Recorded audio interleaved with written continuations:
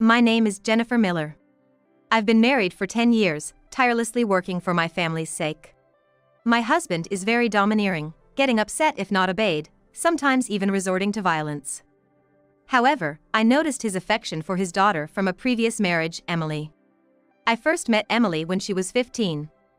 Despite being in her teens, she called me mom and willingly helped with chores around the house. Because of this, I believe we quickly came to share a bond like that of a real mother and daughter. Now, Emily is getting married, and today is her wedding day. I was overjoyed to be there as her mother, wishing for her happiness. However, when we were alone in the dressing room, something unexpected happened. Mom. What's wrong? You don't need to be so nervous. You're not my real mom, you don't have to. So please, don't attend the ceremony. What? I couldn't believe what I was hearing. Emily was trembling, her head bowed. What did you just say? Don't attend the ceremony, it's embarrassing. I could hear the quiver in her voice. Why would you say that? I'm sorry, his family is wealthy. A poor person like mom. She couldn't finish her sentence and fell silent. I see. Okay, if that's what you want. I won't attend. I'll just pray for your happiness from here. Tears filled Emily's eyes as she looked at me, then she left the room, unable to stay any longer. The once joyous atmosphere of the dressing room was now as cold as ice, with only the chill of rejection lingering. Why? Why would she say that? I thought I did my best as a mother, but to her, was I never really her mom? Holding back tears, I managed to smile for Emily, but it crumbled as soon as she left. Tears flowed freely, and the past 10 years felt like they were in vain. I remembered the first day I met 15-year-old Emily. She shyly looked at me, barely able to greet me properly. Gradually, we grew closer, but it was a struggle to understand how to relate to each other. Later, when we talked about those times, Emily would say, I felt the same. I wanted to call you mom right away, but I couldn't. I was such a difficult child, and she would smile. We would go shopping together, cook together. I never knew how much I could love a child, and I cherished Emily. But my husband didn't see it that way. He forced Emily to study hard. He wanted her to get into a good college and a good company. And ultimately marry into a wealthy family. She went to tutoring every day for a week without any time to play. If her test scores fell below 95%, he would be merciless. She was forced to study continuously without breaks for meals. When I heard this had been happening since kindergarten, I felt more sadness than shock. As a result, Emily couldn't make any real friends, only competitors. Feeling sorry for her, I once confronted my husband about it. Please, let her have some fun. Why should I? It's too sad for her not to have any friends. What's the use of friends? It's better to have one talented friend than 10 mediocre ones. But it's cruel to make her study all the time. Childhood is just a brief time in life. The adult years are much longer. It's too late to regret it when that time comes. You say these things because she's not your own child. That's not true. Just listen to me. I'm making sure she gets a good education and marries into a good family. That way, she'll have a secure future. Is marrying into wealth really that important? Of course. What's the alternative? Marrying a poor man and struggling for life? You grew up poor, so you think friends are more important than money. Friends can be made even when you're an adult. But wealth is built through effort in childhood. I want to ensure she never struggles financially. But enough. She's my daughter. I decide her education. If you can't follow my rules, we might as well divorce. Back then, I was so tired of life with my husband that the threat of divorce didn't hurt much. I thought it would be easier without such a tyrant. But divorcing him meant losing Emily too. I knew what would happen if I left Emily solely in my husband's care. It was clear without even thinking. Above all, she was my child and my heart. The thought of leaving her was unimaginable. I was genuinely happy when she got engaged. I was ecstatic about picking out her dress, planning her honeymoon. But I noticed Emily wasn't happy. So that was it. She didn't want me at the wedding. That's why she wasn't happy. I was so oblivious, getting excited all by myself. How foolish of me. I didn't realize her pain, happily accepting the marriage arranged by my husband, believing it would make her happy. I never thought my presence would be a burden. I thought I was her mother, but that was only in my mind. Tears kept flowing. Unstoppable no matter how much I wiped them away. I wanted to see her in her bridal gown. As I cried in the corner of the dressing room, Emily, who I thought had left, came rushing back. She sat on the floor and started apologizing through her tears. I'm sorry, Mom. I didn't want to say those things. I was told I had to. I'm so sorry. Surprised by her sudden return, I made her sit on a chair. What do you mean? I really want you to be there, Mom. I never thought of you as a fake mom. You're the one I want to bless my marriage the most. But I don't want this marriage at all. I don't want to marry like this. Emily said, clinging to me. What was going on in her mind? What was she struggling with? Can you explain what's going on? Yes. I actually have someone I love. We've been dating for 2 years. Really? Who is it? He works at the legal clerk's office, helping me. He's currently studying to be a legal clerk. Emily had earned her legal clerk qualification upon graduating from college. When she got a job at a legal clerk's office, I was happy for her hard work, but my husband opposed it, insisting a corporate job would be better for marrying into wealth. But I convinced my husband, arguing that many large corporations value legal clerks and such connections could be beneficial.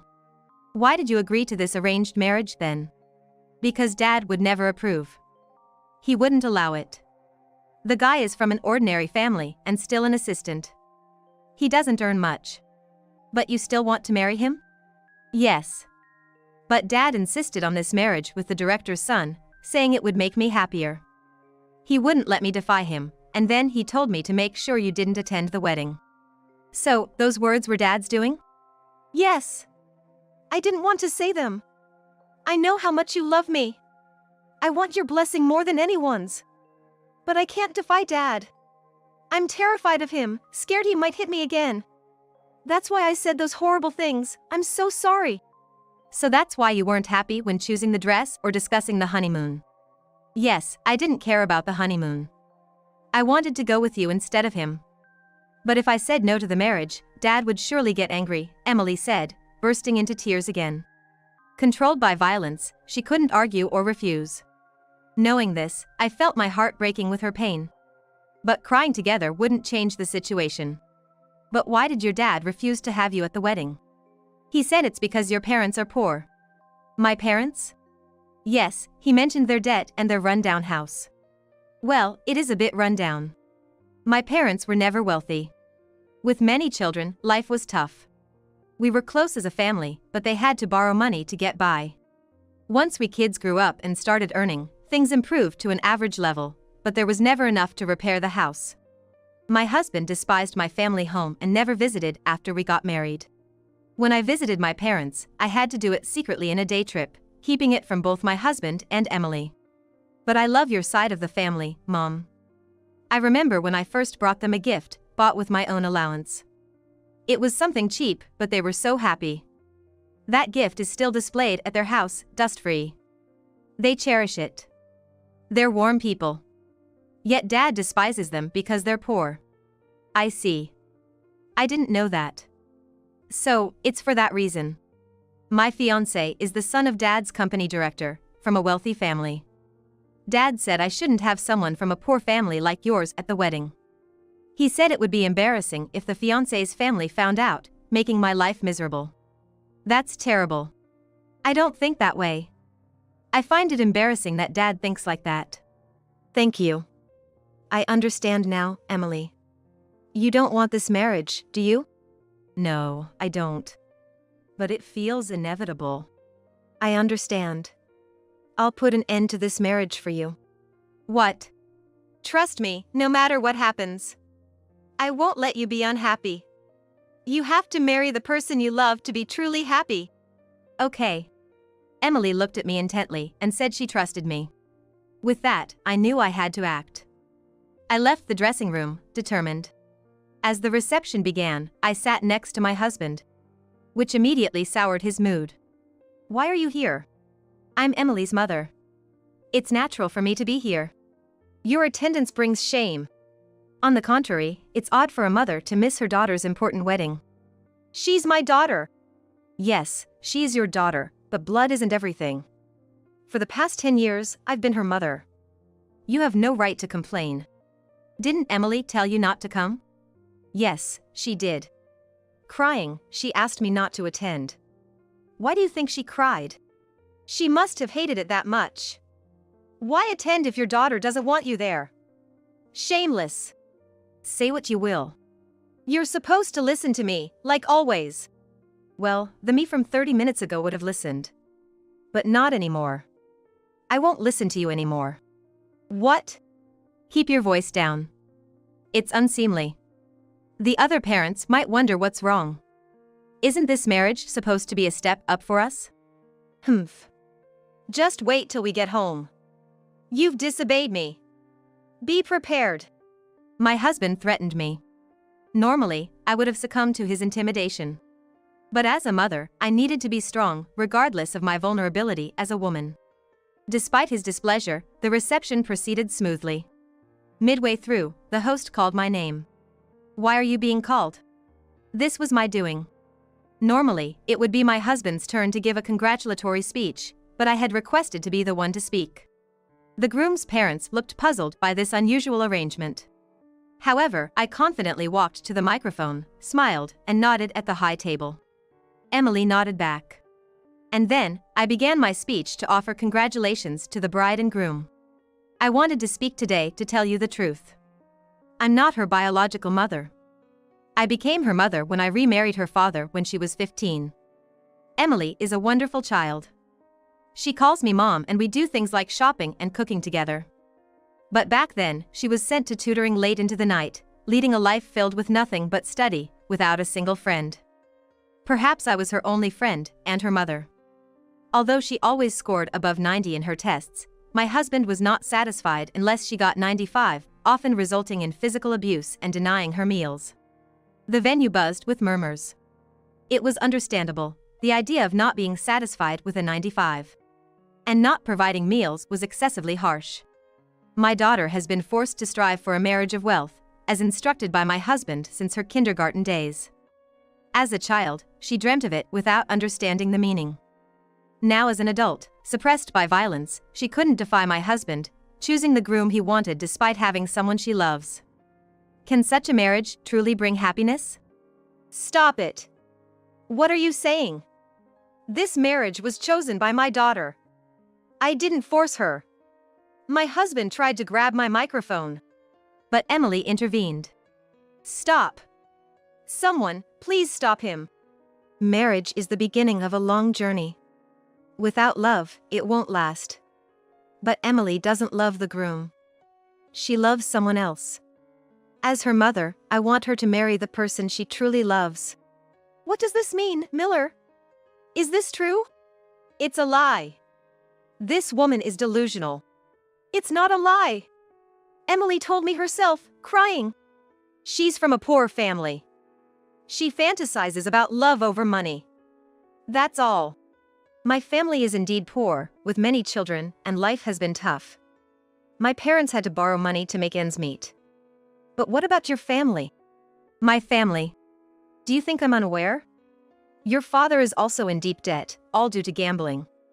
I've been sending as much money as I can every month, and you just take it for granted. Aren't you also addicted to gambling? No matter how much we pay, the debt just keeps growing. That's ridiculous. Are you addicted to gambling? No, that's not true. I do gamble, but it's only occasional visits to the casino. But you also bet on horse racing and boat racing. Why lie? You're pushing our daughter into this marriage to pay off your debts and continue gambling. That's a lie. Stop this nonsense. Our family's debt amounts to as much as $300,000. Unable to repay this debt, I've even resorted to tampering with the company's funds. What? It's a lie. There's no way I could do that without getting caught. You're not just a finance department employee, are you? As a manager, there must be countless ways for you to fudge the numbers. You plan to return the money before the audit, and once it's over, take more from the company to gamble away. You think you can just win it back and repay it. But you know it's a crime, yet you can't stop, can you? Miller! Is this true? No, it's not. It's all lies. I would never do such a thing. Borrowing money from here and there, even dipping into the company's funds. And this man is going to be your father-in-law. Are you okay with this, Ken? Is what your mother's saying true? My dad's gambling addiction is real. We do have debts. I don't know about embezzlement, though. So, you're not marrying me because you love me? I'm sorry. I couldn't stand up to my father. That's all. Is it also true that you have someone else you love? Yes, I do have someone I love. If it's possible, I want to marry him. So that's why you're always distracted when I talk to you. Always silent, is that the reason? Maybe. I thought you loved me. You're wrong, aren't you? You just thought I was easy to handle because I never reacted, right? And because I'm a paralegal, I look good on paper. That's all it was. Why did you accept my proposal if you loved someone else? I would have been beaten by my father if I hadn't. That's ridiculous. That's not true. My daughter loves you. She can't even think of another man, she loves you that much. She's quiet because she respects you. Isn't that what a true lady does? She knows how to make a man feel respected.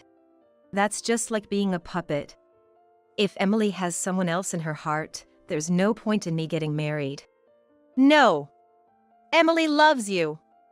You can't call off this wedding. Emily, apologize. Apologize properly and make him forgive you. I'm sorry, Dad. Mom was brave enough to speak up. I need to be brave too. You stupid girl. You know what happens when you don't listen to me. You'll regret it when we get home. Miller. Do you realize what you're saying? Hey. You're committing a threat. Even if you're family, there's a limit. Shut up, I'll punch you too. No matter how much you beg for forgiveness, I won't forgive you. Miller. A man like you becoming part of the family? Unthinkable. This wedding is off. No. Boss. I'll also look into the company's money issue. You can't hide forever. You better be prepared. What have you done, Jennifer? This is all your fault. It's because you said too much that this happened. Take responsibility. Take responsibility right now. I understand. I'll take responsibility. I'll divorce you. What? You wanted to divorce me, didn't you? I've endured it just because you didn't want to break up with Emily, but I've reached my limit. I'm cutting ties with you too, Dad. Making me say terrible things to Mom, not letting her come to the wedding, choosing my marriage partner for your own benefit. You've done whatever you wanted. I can't tolerate this anymore. I'm going to live with Mom. How dare you? Fine. But I won't pay a penny in alimony. Miller. You're paying for the wedding venue. Understand? Why should I pay? If anyone should, it should be Jennifer and Emily. That's fine. If it means I can cut ties with you, it's nothing. I earn way more than you anyway. I'll support Mom. Don't ever make her suffer again. Emily said this, took my hand, and we ran to the dressing room. The guests, shocked by the sudden turn of events, were relieved the wedding ended. Many sympathized with what Emily and I had endured. Back in the dressing room, Emily and I looked at each other and smiled. Mom, that was amazing. I never thought you'd make such a speech. Yes, I even surprised myself with how bold I was. But now we can't go back home. I don't have much stuff, so that's fine, but finding a place to live is the problem. Don't worry, I have a room that was meant for my new house. Let's stay there for a while and find a new place. But I don't have any money. I don't want to be a burden to you, Emily. I'm a paralegal. I earn a decent salary, so there's no need to worry. While we were laughing, there was a knock at the door. A refreshing-looking young man entered. Tom. Who's this? The person I said I love. Oh, I see. Should I leave then? No, could you please stay and listen to his story? Sure. I'm Tom Young. I'd like to date your daughter with the intention of marrying her. Ah, I see. Sure, go ahead. Thank you. But I must tell you, I'm not a paralegal yet. Is that okay? If you're willing to work hard from now on, that's fine. It's not like she's marrying a job. If you two are truly happy, that's what matters most to me. Thank you. I'm relieved. I never expected things to turn out like this. I thought I had to give up on Emily. I'm happy too. Finally, you can move forward with someone you truly love. Mom, are you sure I'm not bothering you? Just then, the door burst open, and my husband came in. Jennifer! What are you going to do about this? You! And who are you? I am. My boyfriend. You. The one who seduced my daughter. Don't say such cruel things. He's my fiancé. What do you do for a living? Is your family rich? Do you have money? Hey. What does his family background have to do with anything? Dad. I said I'm cutting ties with you. Mom's getting a divorce, so you're a stranger to us now. What? After all I've done for you. My life plan is ruined. I'm not your robot, Dad. I won't listen to you anymore. I've decided that. If you had listened to me and married well, you would have been happy. That's not true. It's better to be poor and with someone I love. We'll pay for the wedding venue, so please leave. Do you even have that kind of money? I'll manage somehow. Don't talk big when you can't even do it. It's okay, I'm here too. I may be a paralegal trainee, but I can cover that much. What? A trainee? You dare mess with my daughter as just a trainee? Dad, stop it. If you don't leave, I'll call the police. What? You're going to talk to me like that? Of course. I'm done being your puppet. I'll live my life with my own will from now on. What ungrateful people. My husband left in frustration. It was a relief not to be hit, but his aggressive nature was still frightening. Wow, quite a father-in-law. But don't worry, I'll protect you from now on. About the living situation we discussed earlier, why don't you and your mom come live at my place? Really? Yeah, I live in a high-rise condo. It's too big for just me. No way, you live in a condo? Yes. My parents own a major corporation. I haven't told anyone because it feels like bragging. But there, you won't have to worry about your ex-husband barging in. The security is top-notch, even when you're alone during the day. Thank you. We'll take you up on that offer. Emily's face brightened up, and I felt relieved about the happy ending. Later, my ex-husband's embezzlement came to light, and he was indeed fired. He wasn't arrested, but was ordered to repay the stolen money in full, burdening him with hefty monthly payments. But, jobless, he had no income. Despite his dire finances, he kept gambling away the little money he had, sinking deeper into poverty. Eventually, he decided to sell our modest home. However, the old, worn-out house didn't bring in as much as he hoped. Unaware of his situation, I visited a lawyer to claim alimony. Given his past treatment of me, I successfully claimed a modest amount. And luckily, he had just sold the house and paid me in full, albeit angrily. After paying, he spiraled down into a life in a shabby apartment, overwhelmed with debt, and barely making ends meet with part-time jobs. Desperate, he came to Emily for help. But she firmly rejected him, telling him to deal with his own mess. Then, he begged me to reconcile. But I refused. With his extreme selfishness and refusal to address his gambling addiction, it was clear that reconciling with him would lead to nothing but misery. When I told him that accepting such a situation and facing that kind of hell was unthinkable, he called me cold-hearted as he cried. Given that he disappeared within a few months, it's likely he ended up living a homeless life somewhere. As for me, I'm enjoying life in the luxury condo with Emily and her fiancé. We're busy selecting a wedding dress, planning the ceremony, and looking at honeymoon brochures. It's a delightful new chapter in our lives.